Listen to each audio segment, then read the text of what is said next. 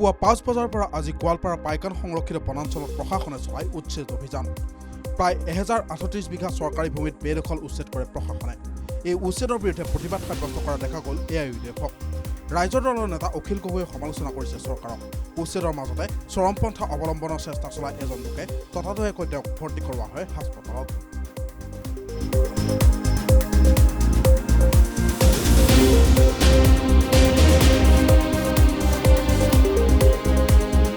উচ্ছেদৰ বিৰুদ্ধে আজি ৰাজ্যজুৰি প্ৰতিবাদ সাব্যস্ত কৰে সদৌ অসম সংখ্যালঘু ছাত্ৰ সন্থাই। ৰাজ্য চৰকাৰৰ নিৰ্দেশত চলা উচ্ছেদ অভিযানক অমানৱীয় আখ্যা দি প্ৰতিবাদত নামি আমছু হাজাৰ হাজাৰ দৰিদ্ৰ সংখ্যালঘু লোকক উচ্ছেদৰ দ্বাৰা গৃহহীন কৰাৰ অভিযোগ তুলিছে আমছুৱে।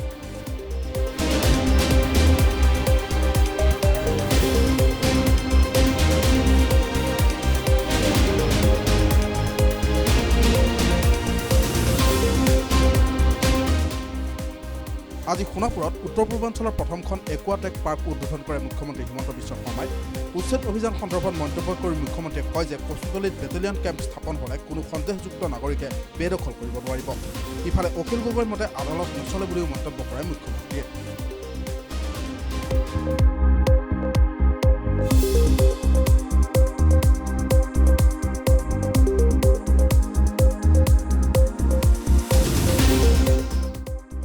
গোৱালপাৰাত আজি চলা উচ্ছেদ অভিযানৰ মাজতে প্ৰতিবাদ সাব্যস্ত কৰে এআইইউডিএফৰ বিধায়কসকলে, কিন্তু আৰক্ষীয়ে তেওঁলোকক উচ্ছেদস্থলীত প্ৰৱেশত বাধা প্ৰদান কৰে। ফলত পথতেই প্ৰতিবাদ সাব্যস্ত কৰি চৰকাৰক সমালোচনা কৰে দলটোৰ নেতাকৰ্মীসকলে।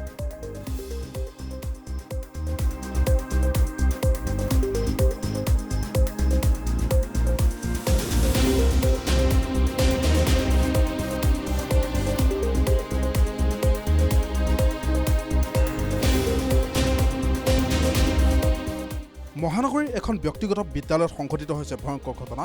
ৰেগিঙৰ বলি হৈ চিকিৎসালয়ত ভৰ্তি হৈছে একাদশ শ্ৰেণীৰ এজন ছাত্ৰ। গুৱাহাটীৰ এখন ব্যক্তিগত চিকিৎসালয়ৰ ICUত চিকিৎসাধীন হৈ আছে ছাত্ৰজন। মূৰত আৰু মুখমণ্ডলত গুৰুতৰভাৱে আঘাত পাইছে ছাত্ৰজনে। আজৰাস্থিত মাইলছ বনছন ৰেচিডেঞ্চিয়েল স্কুলত সংঘটিত হৈছে এই ভয়ানক ঘটনা।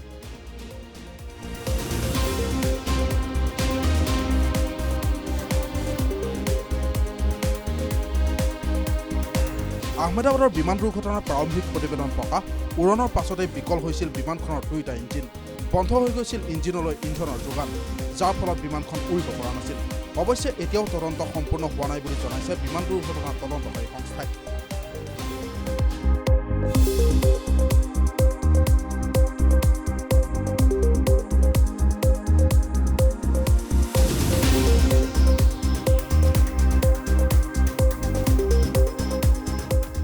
অহা 2026 চনত বাংলাদেশত অনুষ্ঠিত হ'ব সাধাৰণ নিৰ্বাচন। অন্তৰ্বৰ্তীকালীন চৰকাৰৰ মুখ্য উপদেষ্টা মহম্মদ ইউনুছে ঘোষণা কৰিছিল এই কথা, কিন্তু নিৰ্বাচনৰ পূৰ্বে পদৰ পৰা আঁতৰিব লাগিব পাৰে ইউনুছ। সংবাদ মাধ্যমৰ তথ্য অনুসৰি কেইবাটাও ৰাজনৈতিক দলে এই ক্ষেত্ৰত ভূমিকা পালন কৰিব পাৰে।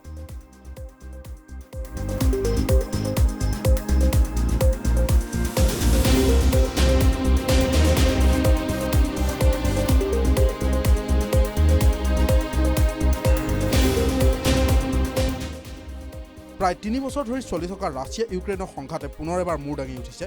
শনিবাৰে ৰাছিয়াই ইউক্ৰেইনৰ কেইবাখনো চহৰত আক্ৰমণ চলায়। চলিত মাহত এয়া ইউক্ৰেইনৰ ওপৰত ৰাছিয়াৰ 4ৰ্থটো আক্ৰমণ। প্ৰায় 600খন ড্ৰোন আৰু 20টা মিছাইল নিক্ষেপ কৰে ৰাছিয়াই।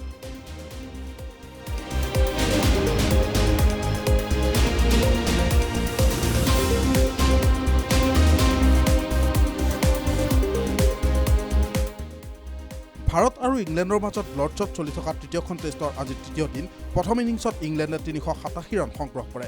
ভাৰতৰ হৈ KL ৰাহুলে শতক অৰ্জন কৰাৰ বিপৰীতে ঋষভ পন্তে 74 ৰান সংগ্ৰহ কৰে।